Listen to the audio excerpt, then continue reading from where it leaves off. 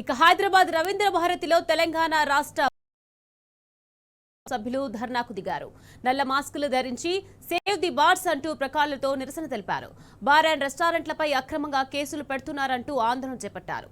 Bar and restaurants renewal ముగిశాక కొత్త GO తీసుకొచ్చి అదనపు రుసుము చెల్లించమనడంపై ఆగ్రహం వ్యక్తం చేశారు. వైన్ షాప్ లో రూల్ 25-26 ను అతిక్రమించినా పట్టించుకోవడం లేదని మండిపడుతున్నారు. బార్ల చుట్టూ బెల్ట్ షాపులు పెరిగిపోతున్నాయి.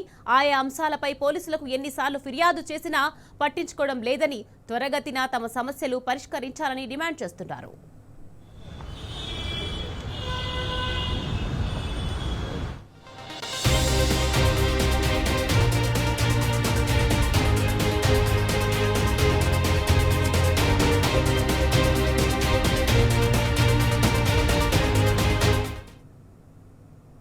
రైట్, ఇదే విషయానికి సంబంధించి మరింత సమాచారాన్ని మా ప్రతినిధి అరవింద్ లైవ్ లో అందించేందుకు సిద్ధంగా ఉన్నారు.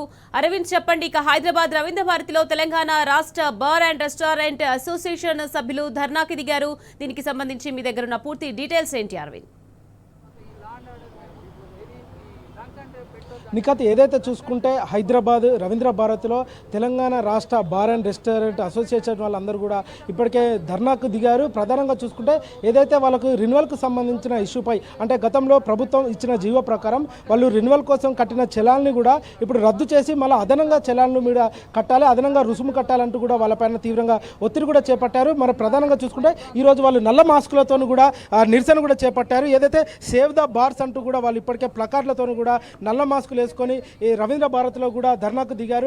ప్రభుత్వం ఎన్నిసార్లు చెప్పినా కూడా అటు ప్రభుత్వం కూడా పట్టించుకోలేదు, అటు రిజిస్ట్రేషన్ లీజు డీడీ కూడా లేకుండా జీవోని మార్చాలంటూ కూడా ఇప్పటికే వాళ్ళు ఆవేదన వ్యక్తం చేస్తున్నారు. మరొక దగ్గర కూడా బార్ దగ్గర కూడా చుట్టుపక్కల ఉన్న సమస్యలు కూడా తీవ్రంగా ఉన్నాయి. అనాథరైజ్డ్గా బెల్ట్ షాపులు కూడా అనేకంగా పుట్టగొడుగులాగా పుట్టుకొస్తున్నాయి. అటు ప్రభుత్వానికి, అటు పోలీసు యంత్రాంగానికి అందరికీ ఏం చెప్పినా కూడా ఎవరు కూడా పట్టించుకున్న పాపాన పోలేదు. ఇంకా పట్టించుకోవడమే కాకుండా అదనంగా వాళ్ళపైన అక్రమ కేసులు పెడుతున్నారంటూ కూడా వాళ్ళు ఆవేదన వ్యక్తం చేస్తున్నారు. అంటే ప్రభుత్వానికి సంబంధించిన వ్యక్తిగత మనుషులకేమో ఎలాంటి చర్యలు ఉండే, ఎలాంటి కేసులు ఉండే, వారిపైన రైట్స్ జరిగాయి. కానీ మేము ఆర్గనైజ్డ్గా ప్రభుత్వానికి చెల్లింపు చేసి ప్రభుత్వానికి రుసుము కట్టి మా పైన ఇన్ని కేసులు పెడతారంటూ కూడా వారు ఆవేదన వ్యక్తం చేస్తున్నారు. మనతోని బార్ అండ్ రెస్టారెంట్కి సంబంధించిన వ్యక్తి ఉన్నారు, వారిని అడిగి పూర్తి వెళ్ళాల్సి. సార్, ఏమైంది సార్, అసలు ధర్నా ఎందుకు చేస్తున్నారు?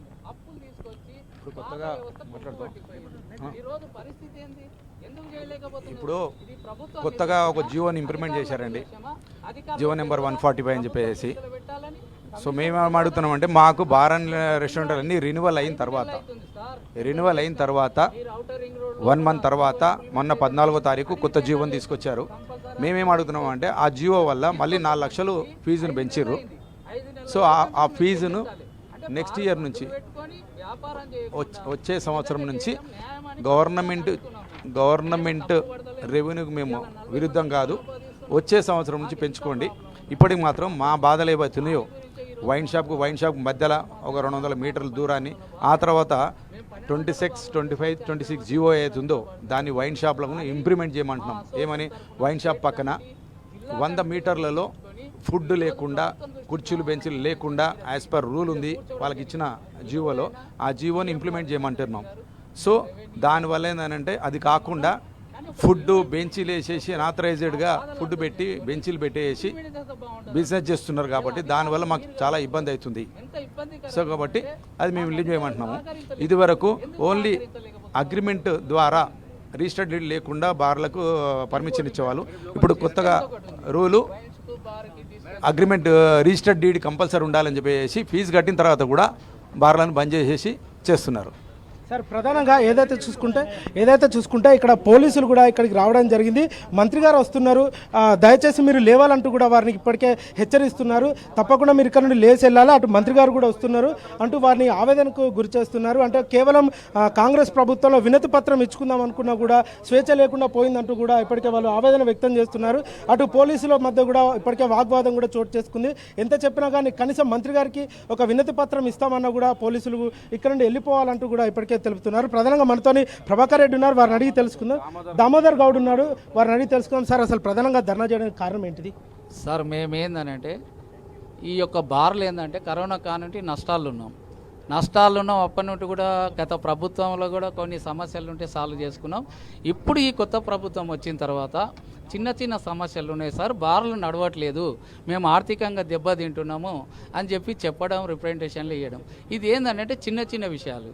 ఇప్పుడు బారు వైన్ షాప్ 2 కళ్ళ లాంటివి ఉన్నాయి, దాని రూల్ దానికి, దీని రూల్ దీనికి పెట్టమంటున్నాం. ఇప్పుడు వైన్ షాపులకు ఏంటంటే, ఇప్పుడు మేము కూడా వైన్ షాపులు వేస్తున్నాం టెండర్లు, ఒక విధి విధానాన్ని మార్పులు చేసి ఒక స్వచ్ఛమైన చట్టాన్ని అమలు చేయమని మేము కోరడం జరిగింది. ఇప్పుడు మేము నష్టపోవడానికి కారణం ఏంటంటే వైన్ షాప్ పర్మిట్ రూములు మాకు 100 స్క్వేర్ రూల్ నెంబర్ 24, 25, 26 ఉంది.